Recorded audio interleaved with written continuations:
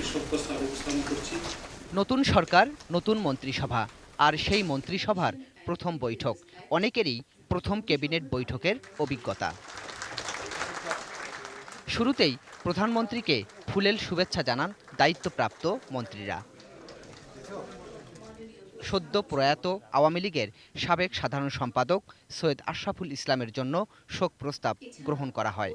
স্মরণ করা হয় দল এবং দেশের জন্য তার বিভিন্ন অবদানের কথাও। এর পরপরই আনুষ্ঠানিক শুভেচ্ছা বক্তব্য প্রধানমন্ত্রীর, দিলেন কিছু অনুশাসন আর নির্দেশনাও। প্রতিটি কাজ নিষ্ঠার সাথে করতে হবে, এই কথাটা মনে রাখতে হবে যে জনগণের প্রতি আমাদের দায়িত্ব রয়েছে, কর্তব্য রয়েছে, সেই কর্তব্য পালন করতে আমরা এখানে এসেছি। আর সততার সাথে কাজ করলে সততার শক্তি অপরিসীম, সেটা আমরা বারবার প্রমাণ করতে সক্ষম হয়েছি। কাজেই তাহলে আমাদের দেশ এগিয়ে যাবে এবং যে অগ্রযাত্রা আমরা শুরু করেছি সেটা আমাদের এগিয়ে নিয়ে যেতে হবে।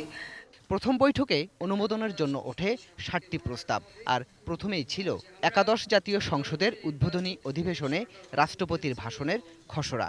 অনুমোদন হয় ৬,০০০ শব্দের প্রায় ১ ঘণ্টার ভাষণের এই খসড়া প্রস্তাব। পরে সেই ভাষণের নানা বিষয় সচিবালয়ে সাংবাদিকদের কাছে তুলে ধরেন মন্ত্রিপরিষদ সচিব। দেশের সার্বিক পরিস্থিতি, সামষ্টিক অর্থনীতির চিত্র এটা দেওয়া হয়।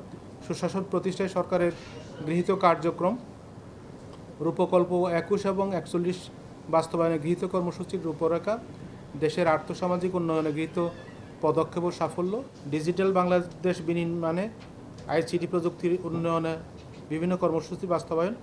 সচিব জানান, এটি ছাড়াও ইটভাটা নিয়ন্ত্রণ আইন, জাতীয় সমাজ কল্যাণ পরিষদ আইন, বিটাক আইন, পার্বত্য চট্টগ্রাম জমি অধিগ্রহণ সংশোধিত আইন, প্রতিবন্ধী বিষয়ক জাতীয় কর্ম পরিকল্পনার খসড়া আর নবম সংবাদপত্র ওয়েস বোর্ড ২০১৮-র জন্য গঠিত মন্ত্রিসভা কমিটির পুনর্গঠনের প্রস্তাবও অনুমোদন দেয় মন্ত্রিসভা।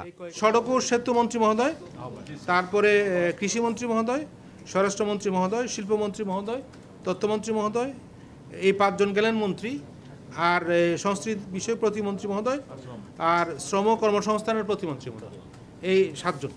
শুধু নামগুলো চেঞ্জ হচ্ছে। গোলাম কাদের রবু, এটিএন নিউজ, ঢাকা।